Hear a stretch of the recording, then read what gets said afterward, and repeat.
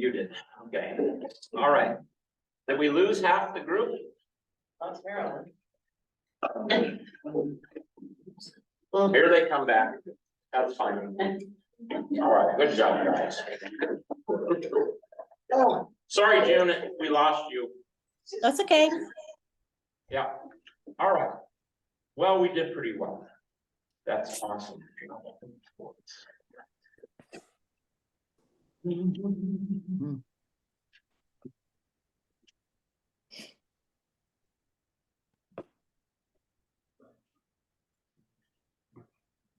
There's this guy, Kyle Cove.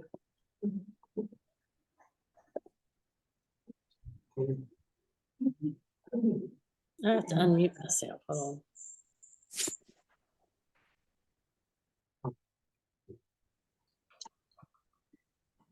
So many clicks. All right. Well, welcome to everybody. I think a lot of people have met most of folks. I want to welcome, I think, Chung, it's our first time having you guys here. And so we're so thankful for you to be here. I know Mary Beth and Dave are in Nebraska still or out traveling, so they'll be joining us as well. And they haven't been able to make it yet. So, but anyway, great to have you guys here and great to have everybody here. So, remember our goals. We're going to worship and hear the word where it began. We're going to deepen and enrich our relationship with Christ. We're going to connect scripture and events to the geography. We're going to create and strengthen relationships and fellowship and much more, really. This is going to be fun. So when we're going to do some more of these, and I'll obviously, before we go at each location, I'll give you the scavenger hunt idea. But this is a little pillar in Capernaum, and there's a the ruins of a 5th century synagogue. They also found a lot of the pillars from the original synagogue in Israel or in Capernaum. And what do you see at the top there of that little pillar? Right. And of course, that's an important symbol of the Maccabean revolt and Hanukkah, what's celebrated today as Hanukkah. But down at the bottom, it's got a little tripod, right? Yeah.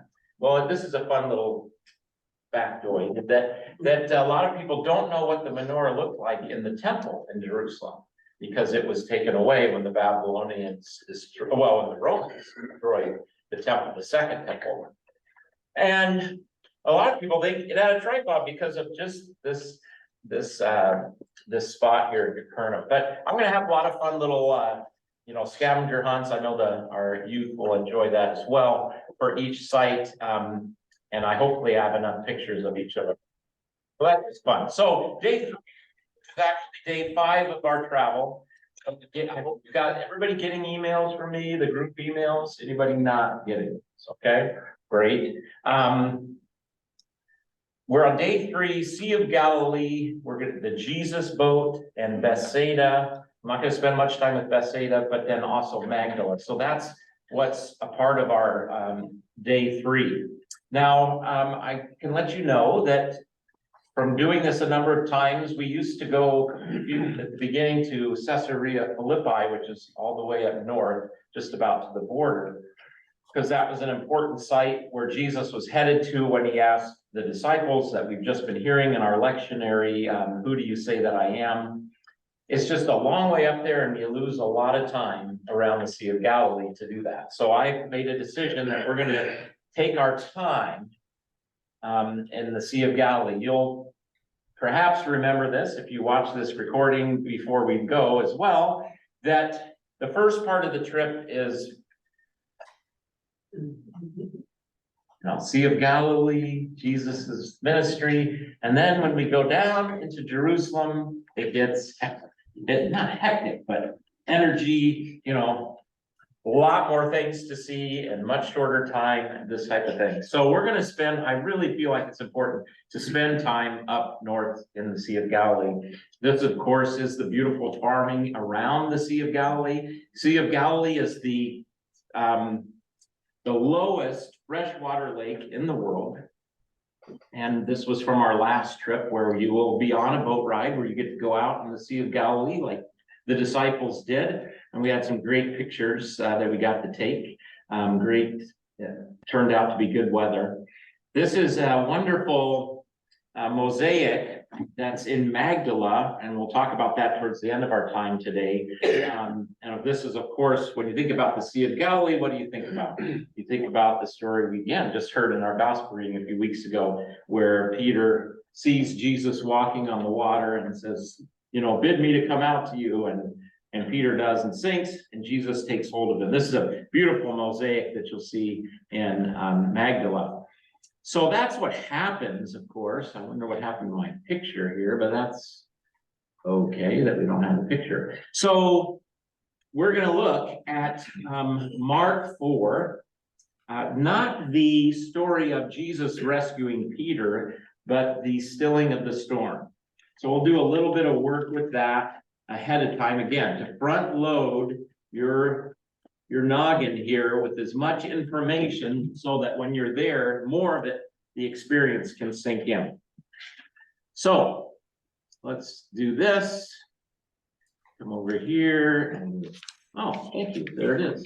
And we'll stop this share because I want to share my Bible.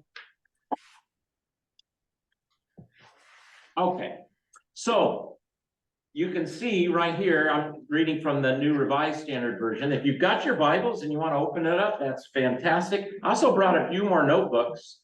If you like to take notes, I didn't bring pencils, unfortunately, but I didn't get there. But if you want to take notes, you know, again, just so you can take the book along with you, that's great. But you'll note here that this is in Matthew, Mark, Luke. There's 3 gospels. So the other places where we hear about the calming of the storm is in Matthew and Luke. We're going to read it from Mark. And yeah, no, since some of you are new to not just SLC, some of you are at other churches, etc., that I never put anybody on the spot to find anything in the Bible. My dad never went to a Bible study his whole life because he was afraid that he was going to be asked to do that. But if you are comfortable, yeah. Oh, there he is. He's locked out.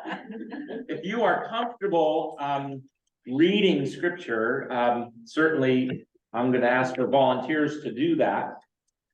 And there will be places along the trip where our guide Boaz will take his Bible out and have very different people read. So it's always helpful for me to know who's comfortable. He'll probably ask for volunteers. I even thought about trying to find out ahead of time so you'd have time to, you know, practice. But we'll see about that. But anybody, with all of that said, if this is big enough for you to see, anybody open to reading this text? I'll scroll it down. It's just a short paragraph there. Please, Sue. Oh, Clay, she beat you to it.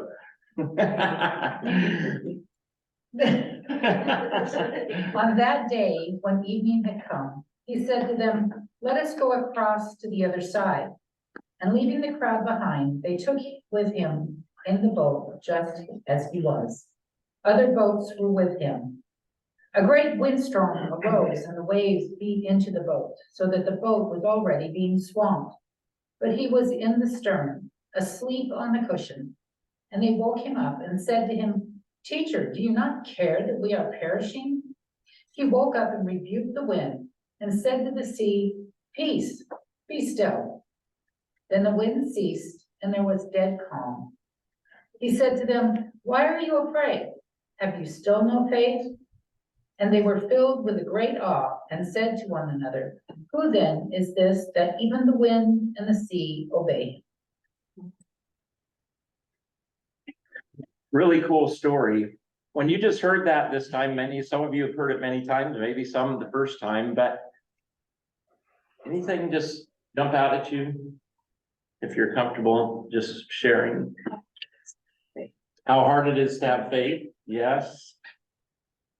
Especially when the wind is in the boats, yeah. Well, and their response that he doesn't care. Yes. Don't you Oh, care? yeah, that does jump out, doesn't it? Don't you care? Don't you care? And especially given, let's see, what did he just do? He parables. I think in one of the gospels, he's just fed everybody no, that's the Peter story. Yeah, okay. Yeah, but you'd think they would know that he's, not gonna It's let not the them. first thing they've seen him do, right? Right, It's- exactly. They've seen other things, and Yeah. then they're still like, who is this guy? Yeah, yeah. Please. It reminds me immediately of parenting. I remember the moment where my children, you have it, they're looking at you like, don't you care about me? Don't they know? Maybe some people have to have those moments where they're looking at me like I'm a stranger that doesn't give them. Yes, yes. Really good. So what it reminds, or what I think about that is in our daily lives, Yeah, when the world is falling apart around us. And we think, why me, Jesus? Yeah. Why me, Lord? What have I done? yeah. Yeah. Do you not care Right. about your children?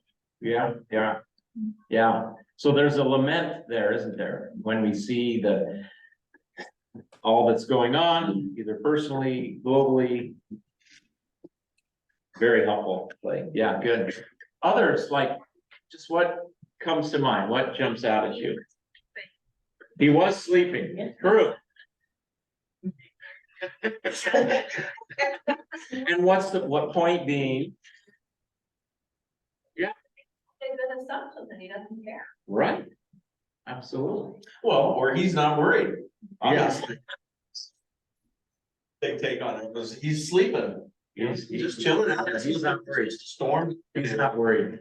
But that's where I do, this is really helpful because I think the lament is real from our side of it, it seems like he may not care, but we often have that experience of, wake up, are you listening? Yeah, good, good.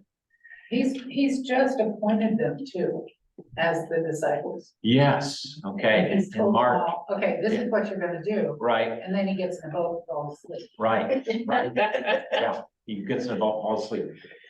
Really helpful, okay, so let's throw on a little more stuff to the fire here.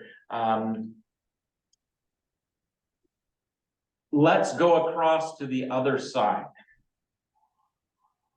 Oops, let me stop the share. What is that about? Let's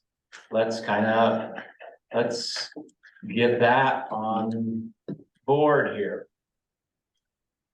And I've got to have our guys go little. And this picture, by the way, I took, and so did Craig and Beth. We both have the same picture, and this might have been the one I got from you, but we were both taking pictures. I think that was. Yeah, this one was yours. Yeah. And this is on the shores of the Sea of Galilee where we were staying. I believe this was when we were at the hotel, right? In Tiberias, yeah. So hopefully we'll get a really cool view like that as well. Here's the Sea of Galilee. And you've got Capernaum, where we've talked about so far, and we're going to visit Bethsaida, although there's some really fun, debate about where Bethsaida actually was. This is Tiberias, we're going to stay. Magdala's over here, but this is where he said, let's go to the other side. When he says other side, he means this side. Now, I can put up some other. I can put up some other maps here. These are some of the events around the Sea of Galilee. You can see a lot. You got home of Mary Magdalene, Magdala, Jesus teaches and heals, Sermon on the Mount, which we've done. We might get to see Chorazin. Chorazin and Bethsaida were both cursed by Jesus because they did not respond. He preached the law to them. Various miracles here. He calls James, John, Andrew, feeding of multitudes. Jesus appears to his disciples on the sea, and then he heals the demoniac. So remember I said he's over here and he's going to this side. Okay, and that becomes significant. These are actual docks or, what do you call that? Ports. These are actual ports that, they, through, their investigation, you don't see them on the surface. But, these are actual ports that they identified were there, back in the 1st century. So what does that tell you? There's a lot going on in this lake, and there still is. It is the source of water for Israel. And farming. And as you'll probably learn when you're there, Israel does not get much of their food from other countries. Mainly, especially their produce, their vegetable stuff that's perishable. They can't go from a long distance because the countries won't sell it. That's one reason. But they are very self-sufficient. They grow most everything they have. So if I back up here, when not we as in me, but when archaeologists and people, excavate all these towns, and they've also done Nazareth and other towns, what they find, especially in Capernaum and in Magdala area, is that they're very Jewish areas. They are, there's no pig bones in the garbage. That's one way you know a town was Jewish, because there was no pork, and so there's no pig bones, so they know. Now, when they do archaeology over here on this, what do they find? Lots of pig bones. So in the time of Jesus, at least this is what I've come to learn or understand, that this is the Gentile area. This is the Gentile area. This is the Jewish area. What do you think the disciples thought when Jesus said, let's go across to the other side? Are you crazy? Yeah. Or why? Absolutely. Absolutely. So, that's probably indeed what they were thinking. And here he is asleep, and what comes along? A storm. It's like, we told you, why are we going over there? So all the things you guys have mentioned are really good. Anything else that strikes you as you hear this story? And I know I didn't see if anybody at home wanted to throw in. Pastor Bill, just a Yeah, question please, about the map. We talked about Mount Arbell, and where is that compared to Absolutely. that? Because Yeah. I feel like we looked down and we could see Magdala or something, but I don't remember where it would have been on one of those maps.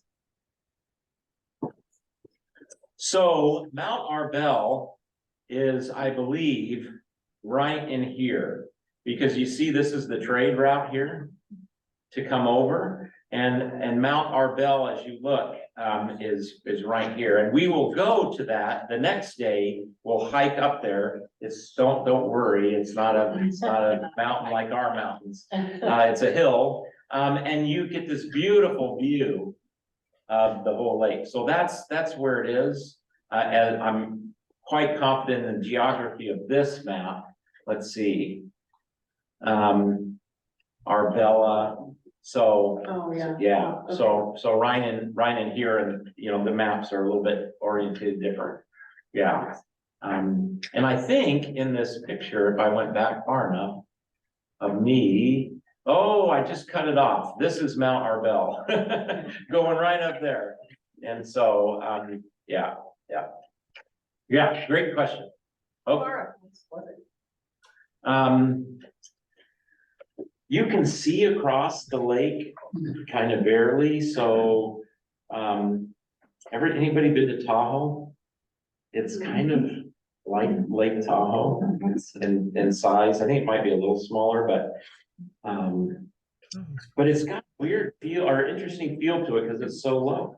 It's just, I don't know, there's something different about being there. Maybe it's all the stuff that you've already heard about what happened there, but it is a pretty tough, it's a long, if you didn't have a good wind going, it's a tough journey across. So that other side over there would have been where the pigs were driven into. There you go. That's exactly right. That's exactly right. And it happens. I don't think I shared that, did I? with my people here. Share. There you are, Share. So the folks at home have it now. Yeah, so what happens right after? He quiets the storm because he's going somewhere. Where's he going? They came to the other side of the sea of the country of the Gerasenes. And when he had stepped out of the boat, immediately a man from the tombs with an unclean spirit met him. And he lived among the tombs, and no one could restrain him anymore, even with the chain, for he had often been restrained in shackles and chains. But the chains he wrenched apart, and the shackles he broke in pieces, and no one had the strength to subdue him. And yes, so you know, this is that whole legion thing, and he casts them off. And so, of course, what does he find across the way? You know, unholy animals and unholy spirits and such. So, yeah. How does that affect how you see this story? I don't know. That's a more in-depth thing, but think about that for a minute. How does knowing where he's going? Anybody? Give you a chance to think. Maybe Yeah, he's trying to soften the disciples to what his actual mission is in spreading the word to the Gentiles also. sure. Yeah, Because, I mean, didn't he do that when he went to, was it Syria or where were the other places? yeah. He went up to Tyre and Sidon, but then he also, like we studied I don't know if it was the last time when we were in Nazareth, how he said, you know, I'm gonna go to the Gentiles and they want to throw him off a cliff. Like blasphemy and all that. Mhm. Yeah. Yeah, so he's starting to show them what his mission is, that it doesn't just mean Jewish people, it means the whole. Yeah, absolutely. Yeah. Other, I was just saying, like, oftentimes a good teacher will not only talk, but walk the talk. yeah, And so I feel like he's going in. showing them the way. Absolutely, love that. How about the journey's hard, but the results are good, Mm, or once you get there, yeah, yes, right. And so there's gonna be storms along the way to do the mission. right? Yes, absolutely. Beautiful. Yeah, really good. Well, you're gonna be there. You're gonna be on the lake and yeah, please. Vic. I had to Google, Sea of Galilee is 13 miles long and 8 miles. wide. Thank you. That's your nerd moment of the day. Mhm. And, you know, yeah. So I'll, let's see, I thought I was sharing, but no, I'm new share. Maybe. I'll ask the folks at home what they're seeing now. Folks at home, are you seeing the map? Find that on your Yep. phone. Yes. Super, thank you. So if I were to, I'd have to go to my other program, but up to the, up here is the Golan Heights, Okay. okay? And this is like a funnel. And so when the wind sweeps down, it is a big deal. It is a big deal. Like, so the fact that there was a storm where the waves got so big, well, just think of Dyes Inlet, you know? I mean, or Liberty Bay. So, you know, it really gets going and it can get big waves and totally swamp a boat. So the fishermen were very aware that this was a dangerous thing. One more little thing to throw on also is, what did people think about water in Jesus's day? They thought it was scary. It's the place of chaos. It's the place of, you know, the unknown and look in the Old Testament, the sea creature Leviathan, you know. So not only is Jesus saying, we're gonna go to those Gentiles, he's going across where, you know, and then the storm is there where, you know, who knows what'll happen. So there was a lot of, I think, belief about and fear around water as well. All right. That's, They could have please. just walked. What's that? They could have. They could have walked around. It's not that much further, right? And then You wanted to show them something. he wanted to show him something, yeah. And he fell asleep. And that was all a part of it. Yeah, love it. Well, I love your guys' connections that so often we feel that way when we're in the storms. We definitely do. So, but he's there to say, peace, be still. And so I always think about the storms of my own conscience or frustration with myself, and Jesus saying, peace, be still. So, all right. Love it.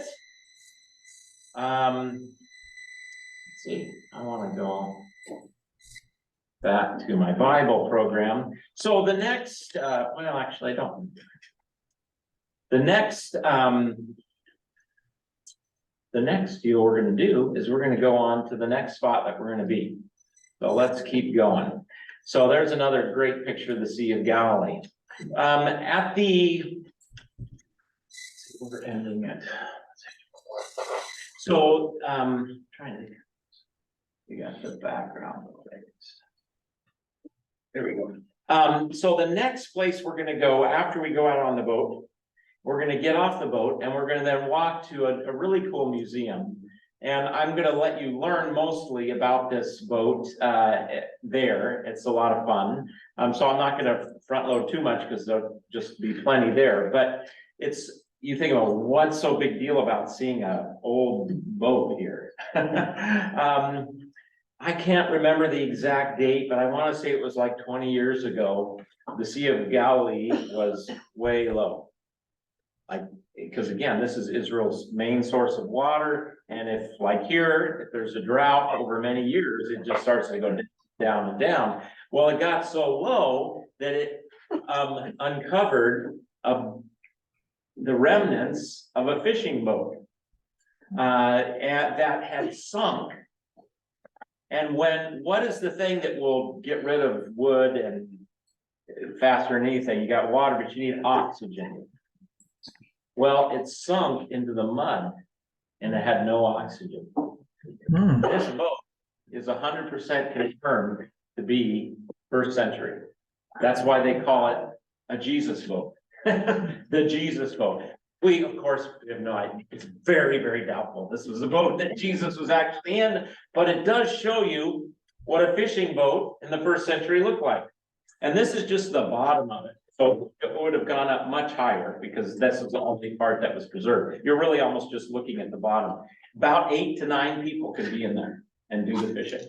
So, and so you'll get to go to that museum and see that. It's one of the places that you will have an opportunity to do some shopping. There's a nice gift store there that's legit. We'll talk about this more when we talk about logistics, but I try and keep this to a minimum because that's a good point to tell you that one of the challenges to go in anywhere in the world, of course, is that, well, it's a lot of tourism and it can get overwhelming. You know, millions of people go to the Holy Land every year. And it's big business, of course. But our work is going to help you. We got to live in that, but not be overwhelmed by that. And so I'm pretty particular with our guide that there's really 3 places that I kind of say, yes, you'll give us time to shop. This is one. There's another at the Dead Sea where you can buy all the salts and the mud and all that good stuff. And then there's one in Bethlehem. There's a Palestinian family, Christian family that runs a gift shop there. And we usually give you a chance, you know, to do some shopping there. But make it quick. No, so because people want to do that, but don't ever feel pressured to buy anything. Do not. You don't have to buy a thing, but if you want to, there'll be those times. And then, of course, there'll be times along the way we're going and there's shops and stuff. And then the problem, of course, is if we start stopping, we start to lose time at the places we are. So that's just a little FYI. But this is a fun place to go, and that's that part of the day. Then we finish our day off. We will also go to Bethsaida and maybe Chorazin, like I said, these ruins of cities that were in Jesus's day. Bethsaida, of course, was the hometown of Philip, Andrew, James, and John, I believe. It's coming to my brain right.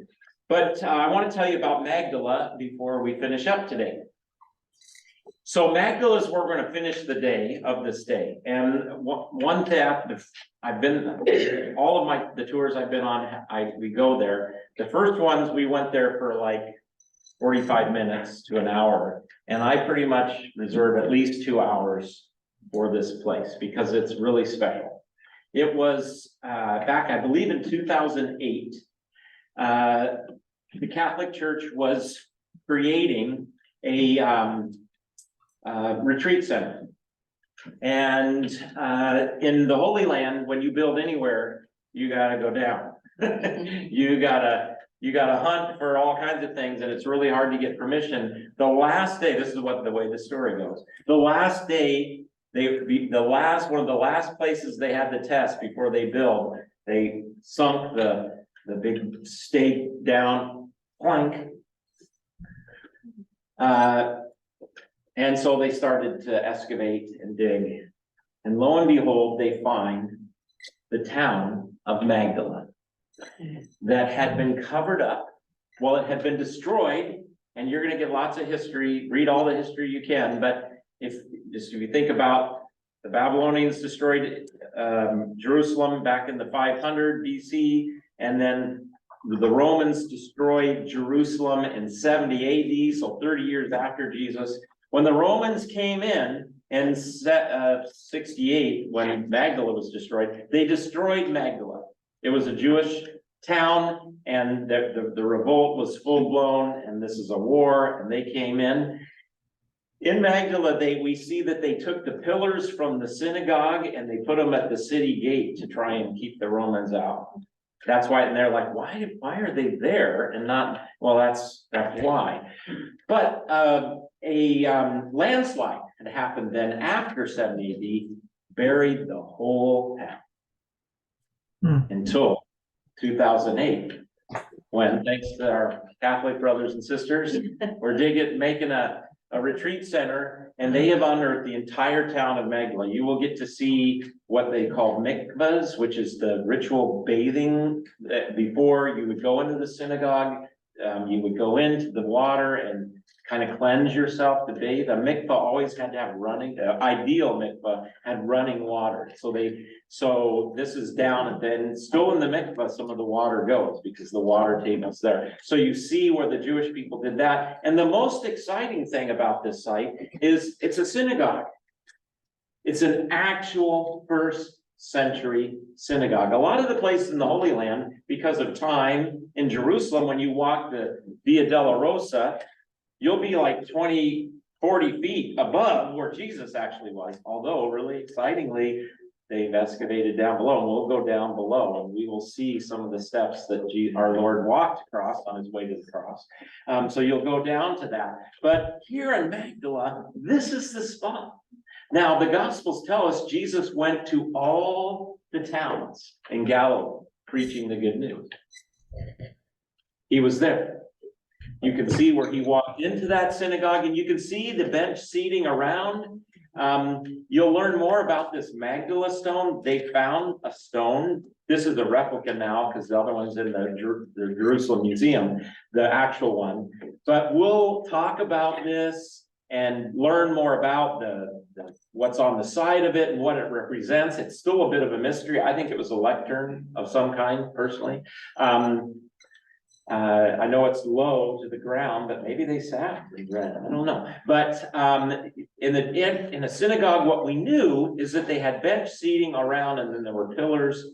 But a lot of scholars in the last, I don't know, I want to say in the Enlightenment, let's say in the last 50 years, because they are not too sure about the gospel. Tweaking in the back, there we go. They're not too sure about the Gospels, whether they're really telling history right. They really thought that there were no synagogues, like actual churches, like we have. That a synagogue, which literally in Hebrew is just a gathering, that's what it means. They thought that, well, they were homes or they were temporary. There were no, and the New Testament writers are reading that back in. But here we go. They found not just this one, but they found literally almost dozens other actual synagogues where people gathered to hear the word and pray and worship. And so you'll get to be right there. And the cool thing is, since it's Magdala, okay, what does that ring a bell? Mary Magdalene. Mary Magdala. This is where she's from. Now, we didn't hear that Jesus did anything necessarily, or did we? So we're gonna do a new share here. We're gonna go back to another Bible story. And we're gonna go over here to Mark 5. So we know about Mary Magdala. She had these evil spirits cast out from her. There's a lot of misinformation. People equate her with another woman that Jesus says, was maybe a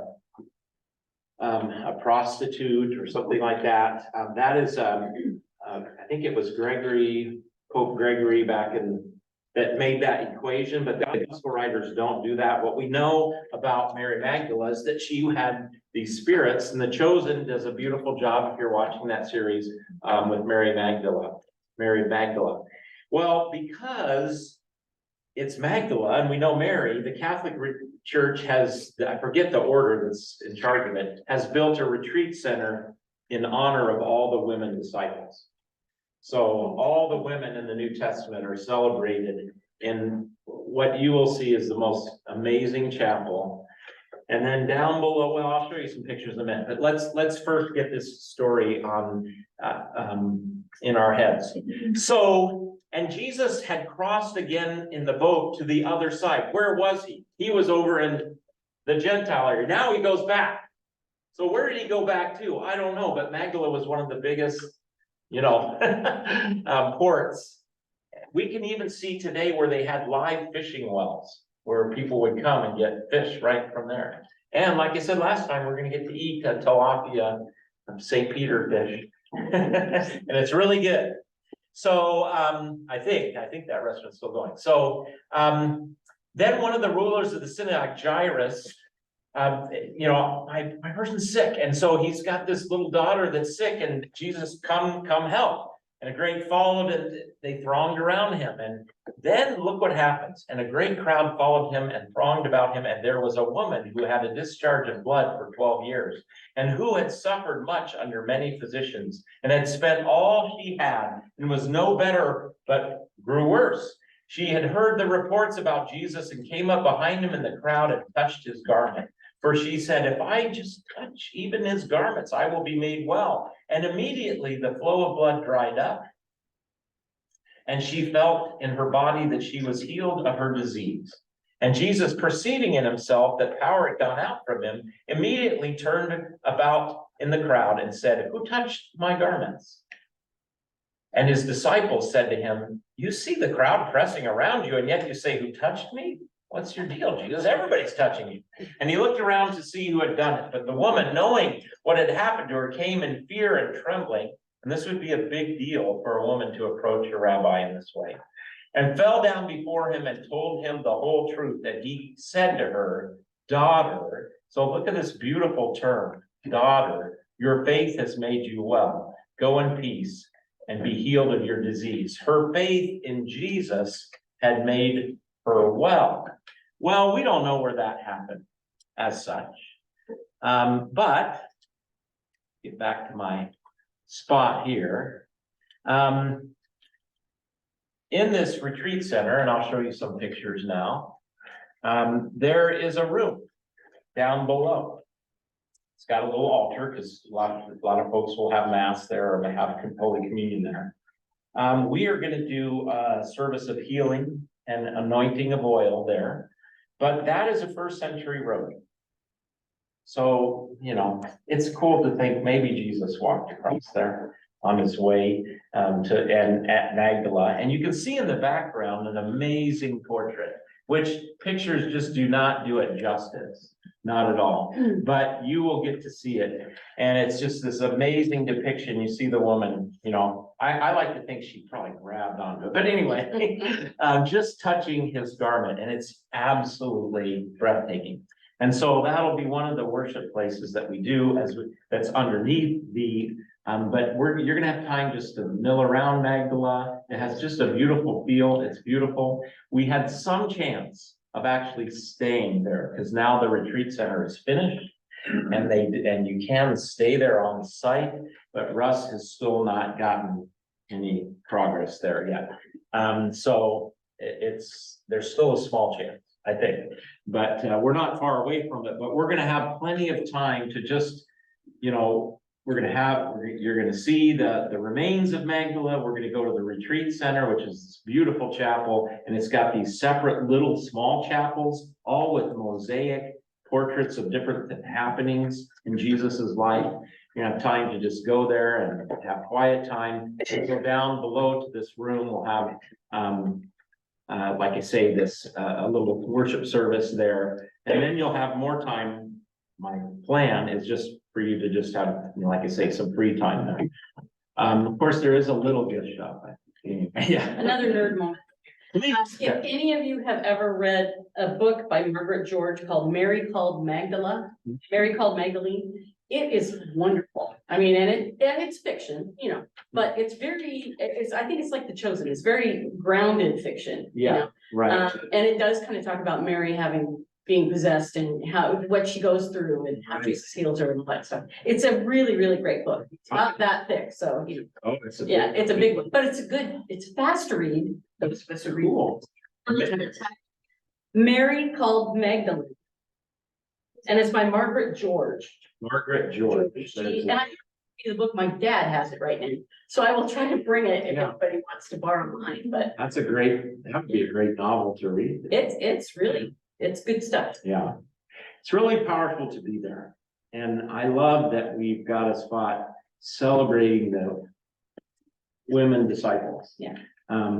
What we'll hear when we go there is the way Jesus related and interacted with women was unthinkable in his day. You look at what Aristotle, you look at Plato, you look at everybody said about women, and here, when you read the Gospels, not from our 21st century eyes, but from first century eyes, it is amazing. The fact that he had women who were part of his disciple group was amazing. So, so anyway, it's a really beautiful place and it's a really great moment, and I can't wait for you to be there. Okay, other thoughts about this story I know I said we'd go to 1:30, but I'm conscious of time in your afternoon, so there's the picture again. I can't get enough of that picture. And then there's some beautiful daisies on the Sea of Galilee there. We'll be doing other things there, of course. We're going to be going to see where, Peter jumped out of the boat to, and when Jesus was raised from the dead. We don't know for sure about that, but that's the traditional place, of course. And they've marked some other spots where the feeding of the 5,000 and some other stories there. So we'll be bouncing around a little bit while we're there, but it'll really ground you. And now when you read the Gospels, you're gonna know exactly, where it is and where it was. So, all right, so that's our prep time finished. Questions about anything and everything, other things. I was thinking, like I said in my email, that the next get together, we won't do this so much like Bible study prep, but we'll just we'll do logistics. But it's not, we have a little bit of time to talk about, ins and outs and do's and don'ts and recommendations and what you should get and what kind of shoes and what kind of dress, all of those types of things. But are there any more pressing questions? No, there's not good question. Yeah, please, Joe. Just curious. Yeah. Earlier, you said that we were going to affirm our baptism. Yes. Does that mean okay. It's in the... Great question. See, this is a practical question. So does it mean this or this? I love it. It's right in the middle. So, no, so what we will do is we will go down, the traditional place of Jesus's baptism, the Jordan River, although you'll see lots of people being baptized, is kind of muddy. It's not beautiful. And that's probably where we will go. It's right on the border, obviously, with Jordan, and we will we're gonna pair up or get in groups of 3 or 4 and each person put water on the forehead and affirm baptism. Now, if there's someone in our group that's not baptized, I'm not aware of that, but if there is someone that's not ever been baptized and you want to be baptized, please talk to me, because we can definitely make that happen there. So, 1 year we affirmed our baptism up on the Sea of Galilee, but I want to do it in the Jordan River, so, yeah. So great question. Yeah, good. Other questions like that, or that you're just, okay, please, Beth. Pastor Bill mentioned the chosen, and I don't know if you've gotten as far as this gyrus and the Right there, that's right where we're Those at. are really good. They're very well done. Yeah, Also, so cool. Yeah, excellent.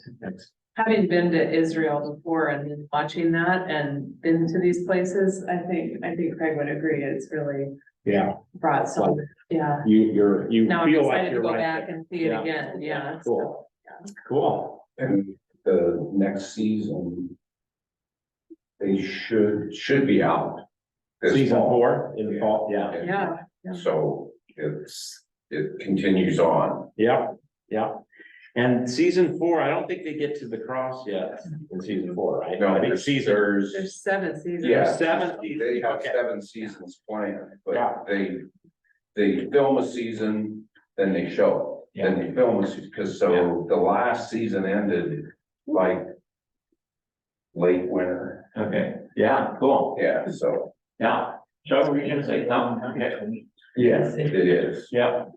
No, I think I'm impressed so far with it, so. Anybody else? Any other questions? Logistics, you all have got your passports, right?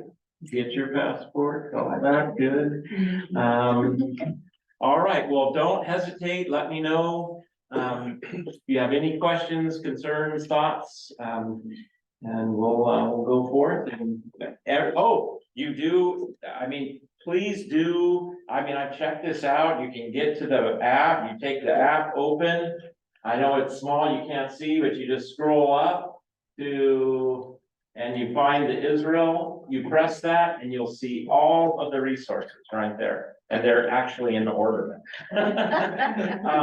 It's the same, and I know in the email I sent you the link to the website, and it's the same that way. So I'll upload this presentation, my PowerPoint, and the recording of this talk today. And then I'll also be adding, the things for you to read and other stuff like that. And the itinerary is there. I made a few tweaks to the itinerary that we'll get to, but nothing at this point. But a little later, we've changed a few things, so. One thing, okay, no more questions.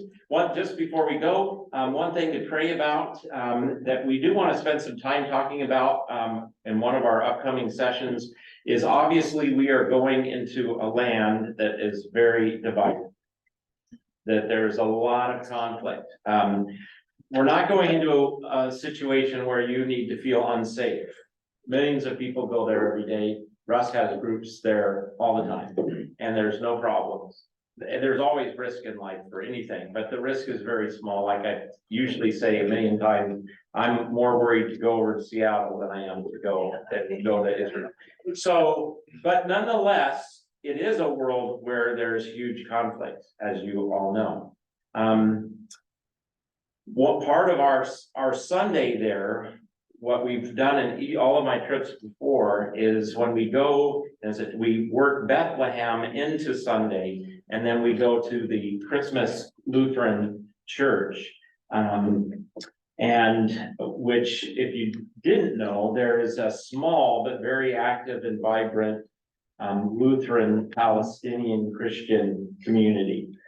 And I like for us to go and worship with them.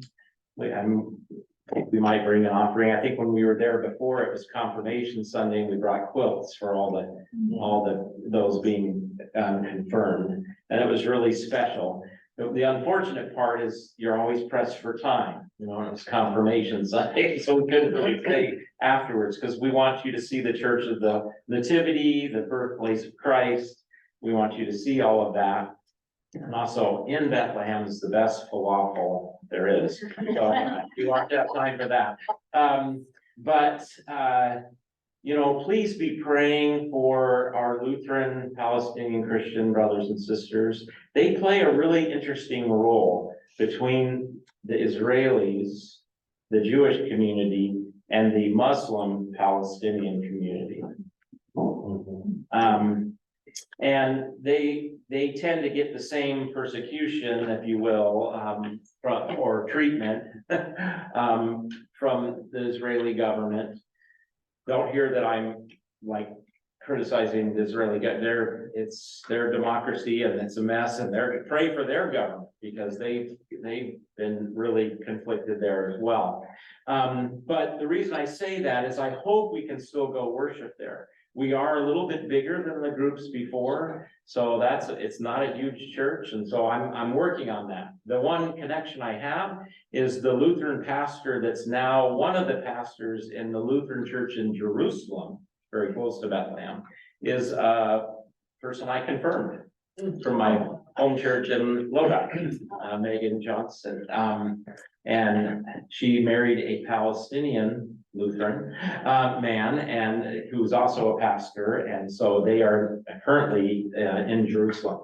So I don't know how all that will play out, but when we're in Jerusalem, I also work in time for you to have some freedom to just walk around Jerusalem. We'll also, after dinner, one of the nights, we'll go and take an evening stroll through Jerusalem, because it's just gorgeous and this type of thing. And I want you to see the Lutheran church in Jerusalem. So that's my job, to work with our tour company and make sure we get enough time for that. So anyway, so there you go. There's some more fun tidbits, but please be praying about, you know, can we worship there? Will it be helpful and good? And, you know, all of that. So that's an ongoing prayer concern. Okay.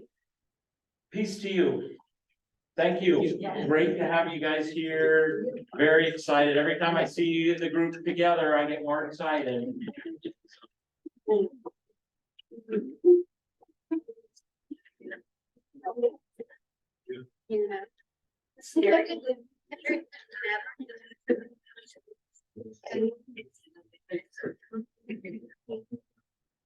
Here, sit on, stay here for a minute.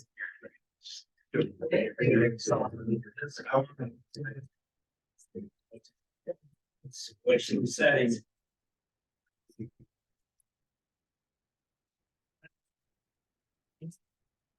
Okay. Barb. Let's see, I'll ask you to unmute. Yes. There you go. Let me get you on my speaker here. Microphone, speaker, audio. Okay, so was the hearing okay today? Yes, the hearing was great today. Yeah. And I'm going to be in town for the next one, October 8th. Oh, cool. That's great. So you're preaching that day, right? October 8th. I think I am, as it turns out. I think I lucked out. Or you unlucked out, you know, depending on one's perspective. So anyway. No, everything was really great today. Thank you. Okay, fantastic. All right. Well, thanks, guys. Have a good day. Yeah. Looking forward to seeing you soon. Yeah. Okay. Bye.